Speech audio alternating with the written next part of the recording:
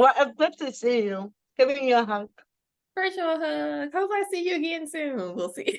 What happened? Did you go to your Puerto Rico trip already? October. So that's the 9th through the 12th. Which is That's a good. great time. That's I, my best friend's birthday's around that time. oh, neat. Yeah, Mhm. that is it worked out that that's when my youngest is going to be on fall break and she's going to be with her dad. So I was like, I'm just going to take off, which was, one of the lessons of COVID, which is kind of had me looking at how I pour into myself. Yeah, So, yeah, I understand. so I'm gonna pour into myself and I'm going to Puerto Rico. So we're gonna see how it It's gonna is. be amazing. Puerto Rico's amazing. The food, oh God. Eat for me. Eat for me. I'm on this cleanse and I'm like, oh God, please let this. Cleanse for what? Let me Yo, God,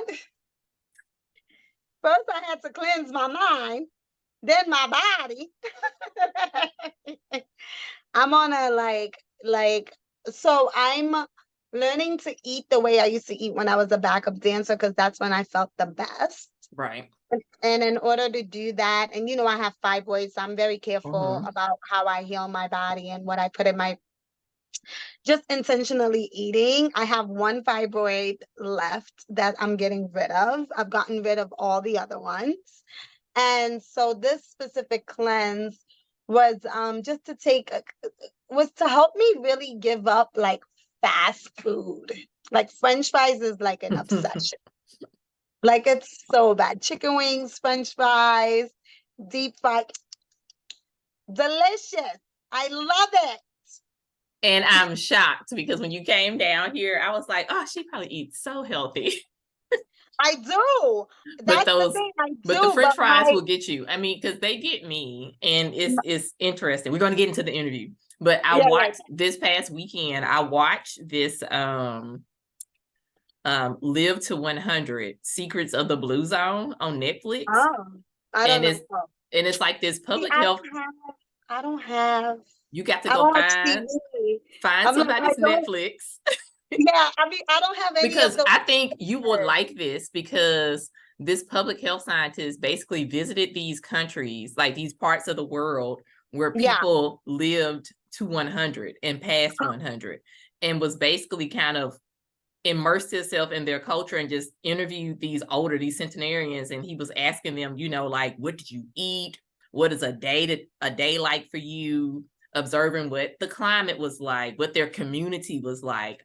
And he talks to all these other scientists, especially because the big comparison is these other countries to the United States. And, basically how the United States is making food that is addictive for us because of, like, all the food that the farmers have to grow. And it went from, like, we were supposed to only have 2,500 calories a day, but now it's more like 4,000 because of the production and stuff. And so now you go and you eat chicken nuggets and stuff like that, or potato chips, and there actually are chemicals in the chips to kind of make you want more than one. Oh yeah, no, I Where know. I when know you go that. to these other countries, and like their garden, a lot of they're living to 100 because they're eating a lot of fresh food, they're eating a lot of beans, they have communities, so they don't suffer from like loneliness and stuff. They have like friendship groups, and everyone is kind of still, I'm gonna borrow a cup of sugar, like Yeah. those type of communities. That's um where I'm from. yeah. That's Haiti. Sounds And like so, she. and I mean, yeah, so it was interesting. I was like, oh, this would you would enjoy that. It was really good. It really Okay, okay, okay. I'll have to like ask somebody for their Netflix account or something. I don't have, but I want to see it because that's literally how I live. Like I feel like that's how everyone that should be the standard.